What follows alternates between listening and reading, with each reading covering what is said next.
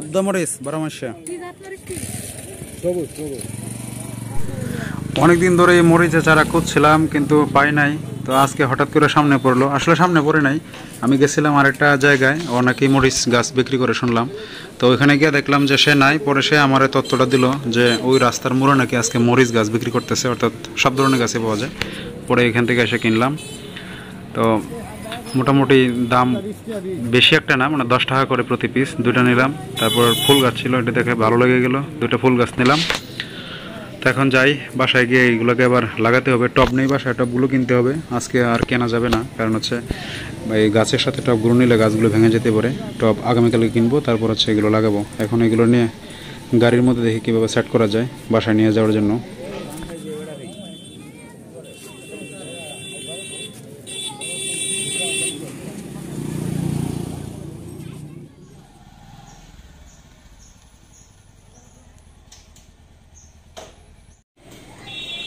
অফিসে গেছিল, অফিস থেকে এই যে মাত্র আসছে, কি নিয়ে আসছে দেখি।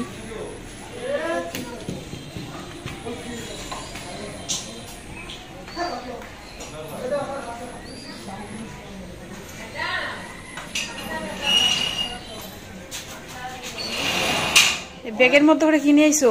অনেক খোঁজাখুঁজির পরে আজকে পাইলাম তোমার এই যে উদ্দামরিচের গাছ। মরিচ গাছ, মরিচ গাছ করে নিয়ে এসে তোমার ফুল গাছ, ওদিকে যাই বারান্দা দেখাইতেছি। ফুল গাছ আছে, ফুল গাছের কথা মনে হয়েছে তোমার? না পাইছি, সামনে তো খুঁজে পাই না, রাস্তা পাইলাম। অন্ধকার, কারেন্ট নাই? কারেন্ট আছে।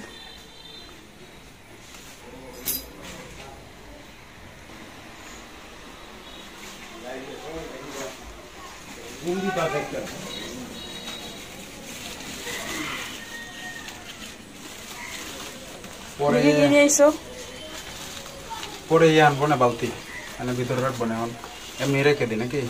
আচ্ছা রাখো। এটা কি ফুল গাছ জানি না, এটা ফুল ধরছে, যা বিক্রি করছে সেও জানে না।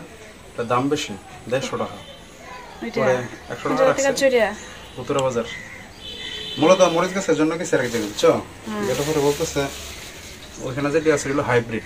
এটা কি মরিচ গাছ? এটা না না, এটা ফুল গাছ। এটা এদিকে রাখি না, হালকা পানি দিতে ওইদিকে, এই পাশে রাখো। বালতি আইনা, এটা কি ফুল গাছ কে জানে? আমাদের ভিউয়ার্সটাই তো আছে, ওনারাই বলবেন। এই ফুলটি অন্ধকার লাগতেছে, লাইটটা দিই। এই ফুলটি কিন্তু আমি চিনি, দেখো সাদা সাদা, বুঝছো? কিন্তু এখন মনে পড়তেছে না, এগুলো একদম কি জানি বলে, সাদা ফুল, কাঠ ফুল নাকি? আর বাড়িতে আছে না? বাড়িতে যা আছে মনে হয় কাঠ ফুল, কিন্তু অনেক বড় হয়ে গেছে।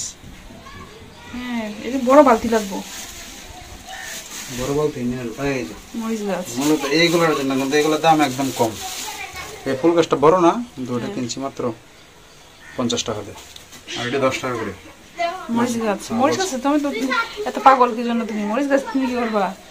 মরিচ গাছ তো তোমার পরে খাবারের সময় মরিচ খুঁজে পাই না, ওই বাজারে যে মরিচ এতে ভালো লাগে না। এটি সুন্দর করে দুইটাই আমাদের রাখতে হইব। এটা বলছো উদ্দা মরিচ, মানে 12 মাস। কোনটা উদ্দা মরিচ? এটা এটি দুইটাই, এটা 10 টাকা করে মাত্র, দাম কম। তো দুইটা বালতি লাগবো, এটা দুইটা এই না দুইটা। এই যে এটা কি বট গাছ না? এটা বট গাছটা ফেলাই দেব, এটা ফেলাই দাও। আম গাছটা ফেলাই দাও, দরকার নাই তো বট গাছ, আম গাছ। এটা বট গাছই মনে হয়, ঠিক না? বট গাছ এটা রাখছি বলতে একটা চারা উঠছে, যেহেতু বালতিটা খালি। বট গাছ দরকার নাই, কোনো কাজে আসতো না। এই আম গাছ দরকার নাই, আম গাছ তো আম ধরতো না, নাম ধরতো না, এটা বড় জায়গা লাগবে। হ্যাঁ, এই দুইটা ফেলাই দিয়া এই যে ফুল গাছ দিতে পারো, মরিচ গাছ। না, এর মধ্যে মরিচ গাছ লাগাই দেব, এই দুইটা। আর ফুল গাছটা বড় বড় এর মধ্যে লাগাই, বড় টব লাগবে হচ্ছে। তুলসী গাছটা তো ভালোই হয়েছে, অনেক ভালোই হয়েছে। হ্যাঁ, তুলসী গাছটা বড় হয়েছে, দিদার হাত দিয়ে লাগাইছি। আমি তো একবার লাগাইলাম, মরে গেল গাছ, এই জন্য দিদারে বললাম লাগিয়ে দেওয়ার জন্য। পানি দিতে হালকা। আর অ্যালোভেরাটিও দেখো কি সুন্দর, কত ইয়ে হয়েছে। এটা আলাদা করতে পারবো, অনেক গাছ বেশি হয়ে গেছে, গা 3-4 করে গাছ আছে, গিঞ্জি হয়ে গেছে। কই যায় এরা? ভাই বোন না, এরা ভাই বোন দোকানে যেতেছে। আজকে বিকাল থেকে ইলেকট্রিসিটি নাই, তো ভাবতেছি কি রান্না করবো রাত্রে, আর বেশি একটা ইচ্ছাও করতেছে না রান্না করতে।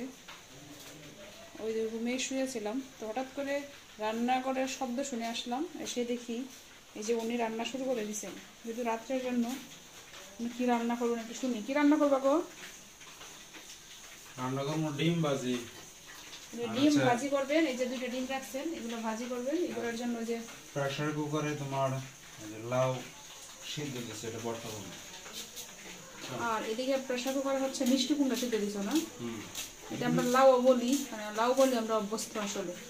অনেকে আপনারা বলবেন যে লাউ কেজি কত জানো? কত করে কেজি মিষ্টি কুমড়া? কেজি হিসেবে বিক্রি হয় এখানে। কেজি কত করে? 50 টাকা কেজি। 50 টাকা কেজি মিষ্টি কুমড়া। এবারে প্রথম কিনলাম লাউ কেজি হিসেবে, গতবার পিস হিসেবে কিনছি, কেজি কিনে নেই। ওরা জিজ্ঞেস করলাম যে এটা কেজি হিসেবে কবে থেকে শুরু হলো, ওরা বলতেছে এখনো সিজন শুরু হয় নাই, এই জন্য এখন কেজি হিসেবে বিক্রি হবে। পরে যখন সিজন শুরু হবে, আমদানি হবে প্রচুর, পরে হয়তো পিস হিসেবে বিক্রি হবে। এই অবস্থা। আর এদিকে ভর্তার জন্য পেঁয়াজ, কাঁচামরিচ, শুকনো মরিচ দিব নাকি? কয়েকটা দিন লাউ ভর্তা। উনি আবার খুব ভর্তা প্রিয়, উনি ভালো ভর্তাও করতে পারেন। যাই হোক, ভালো হয়েছে। এখন একটু রেস্ট করি, উনি রান্না করতেছেন যেহেতু। কারেন্ট আসলে পরে ভাত রান্না করতে হবে। ভাত নাই? একজনের ভাত হবে। ভাত আছে, একজনের হবে। এই মিষ্টি কুমড়োটা 150 টাকা দিয়ে নিয়ে আসছো না? 45 টাকা কেজি। এদিকে আবার আমাদের ছেলেও সজাগ, নিজে খেলতেছে। এদিকে লাইট জ্বালিয়ে রাখছি, অন্ধকার থাকে, ইলেকট্রিসিটিও নাই। এই রুমে আসলে আমাদের সোলারের কোনো লাইট দেওয়া নাই, ফ্যান আছে কিন্তু লাইট নাই। তো এই জন্য ছোটো একটা লাইটার নিয়ে আসছে তার বাবা। এই যে রাত্রে আমরা জ্বালিয়ে রাখি এটা। আর এখন যখন ইলেকট্রিসিটি থাকে না তখনও জ্বালিয়ে রাখি। এখন যেহেতু নাই, এখন জ্বালিয়ে রাখছি। আর সে এদিকে খেলতেছে। কি বাবা? এই যে দেখো দেখো দেখো, এটা কি? এই যে দেখো, এদিকে এদিকে দেখাও। যেদিকে তাকায় একদিকে তাকায় দেখায়। এই যে দেখো, এই যে দেখছো, এটা দেখো, এদিকে তাকাও। বাবা বাবা, সিদ্ধার্থ সিদ্ধার্থ, এই যে সিদ্ধার্থ বাবা, এদিকে তাকাও।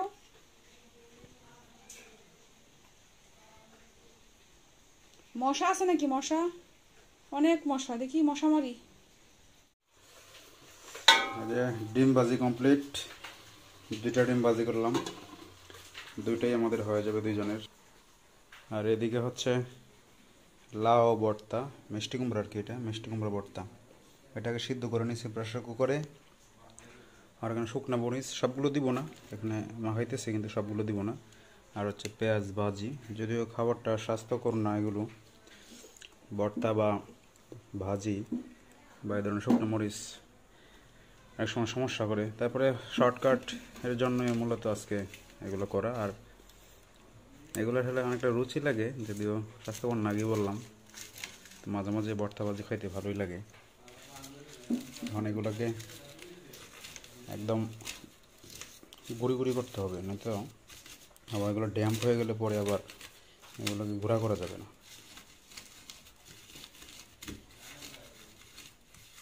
এগুলো মোটামুটি গুঁড়া করা শেষ। এখন পেঁয়াজের সাথে মিশিয়ে নিতে হবে।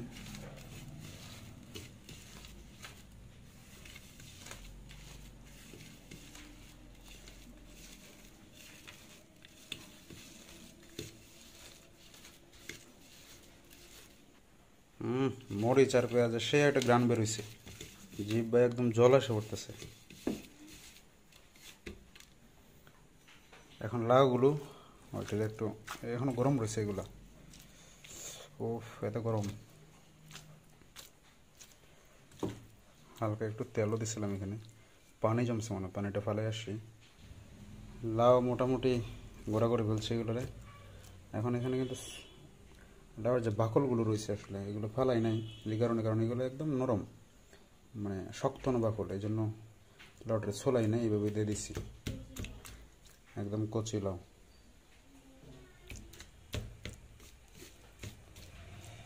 মনে হচ্ছে ভালোই হবে, টেস্টটা খারাপ হবে না।